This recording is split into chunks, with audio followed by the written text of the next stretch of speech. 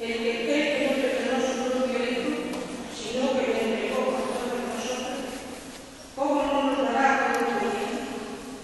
¿Quién acusará a los elegidos de Dios? ¿Dios que lo justifica? ¿Quién condenará? ¿Será acaso Cristo, que murió más aún, resucitó, que está a la derecha de Dios y que intercede por nosotros? ¿Quién podrá apartarnos del amor de Cristo?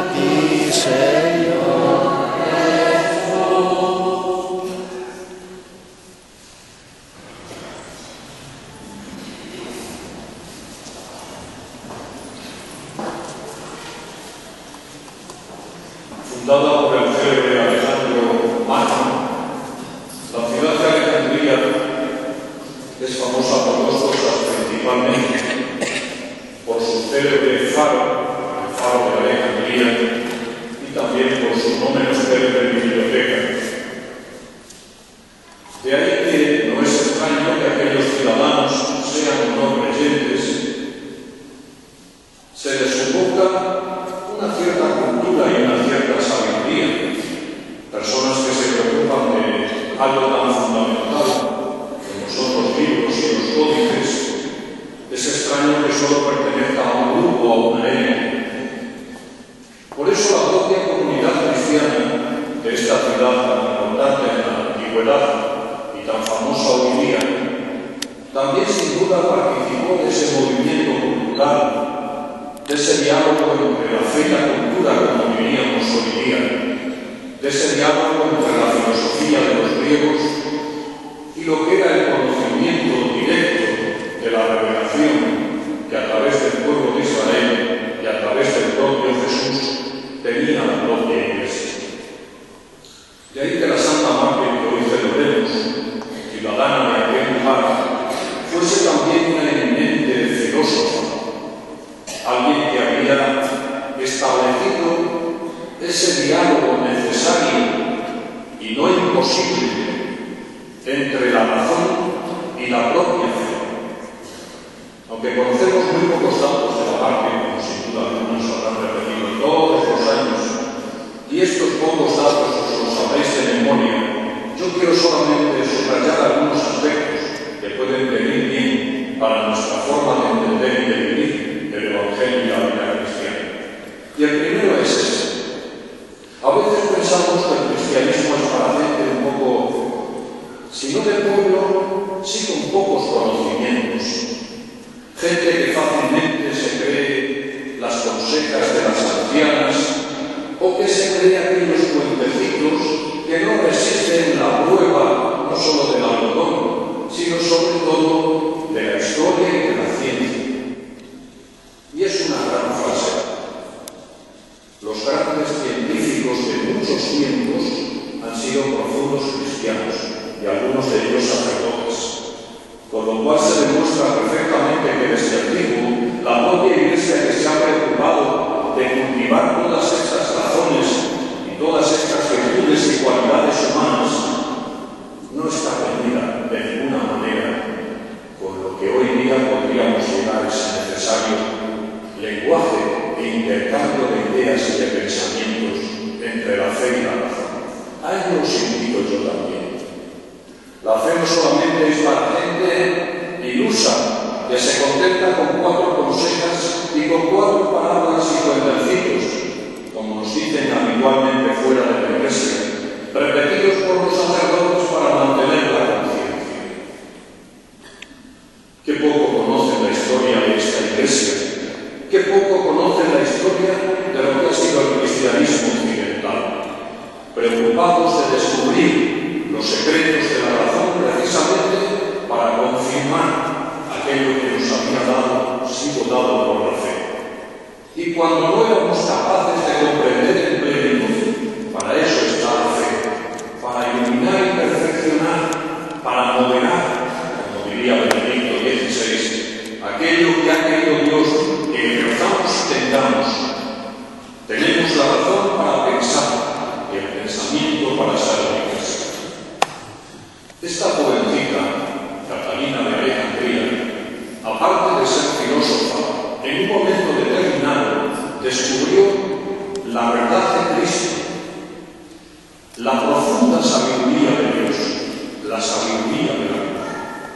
Y no contenta para conocerla a ella misma, como cualquier persona que cree en Jesús, que ha recibido la buena noticia del Evangelio, corre presurosa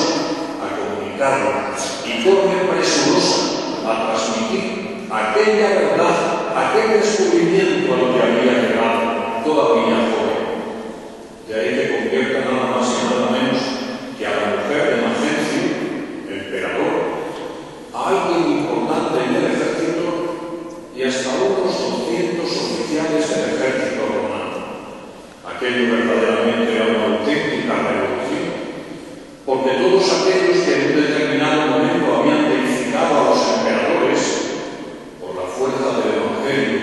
se convertían ahora en transmisores de una doctrina y una práctica que de alguna manera desmoronaba el poder de aquellos grandes emperadores.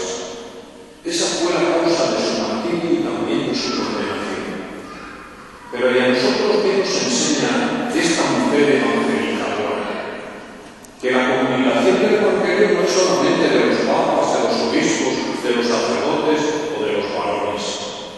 Comunicar el Evangelio es el profundo conocimiento de que he descubierto una verdad y quiero comunicarla. De que aquello que es bueno para mí también lo debe ser para mis familiares, para mis vecinos, para mis alumnos, para mis conciudadanos. La nueva evangelización que nos propone la Iglesia tiene que ver con todo esto.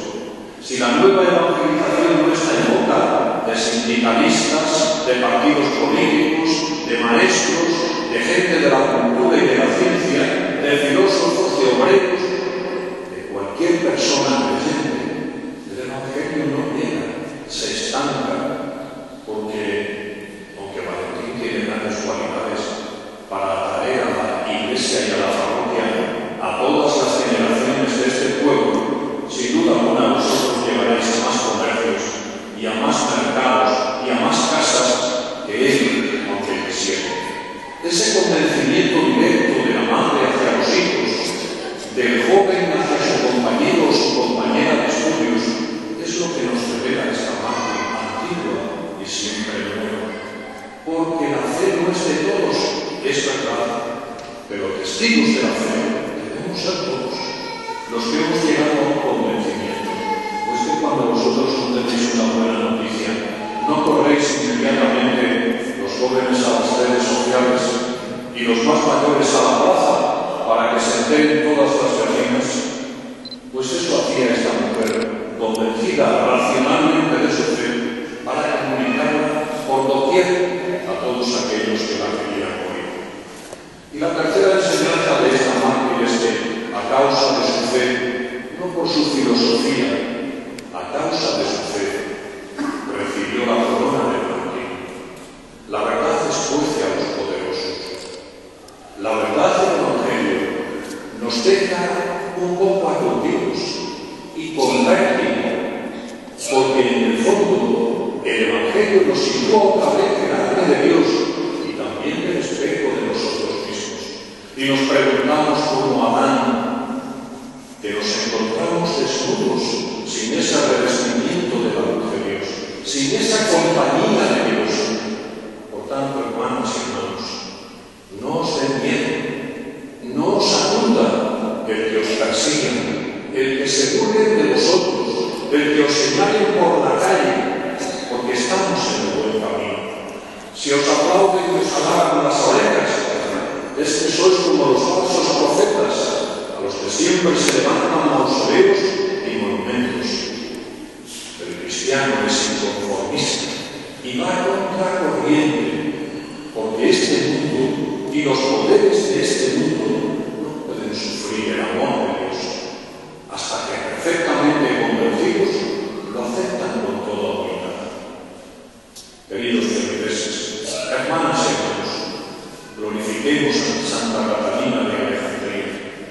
Ella sí que es la verdadera empatía y no esos inventos del cinéfalo y del autor español.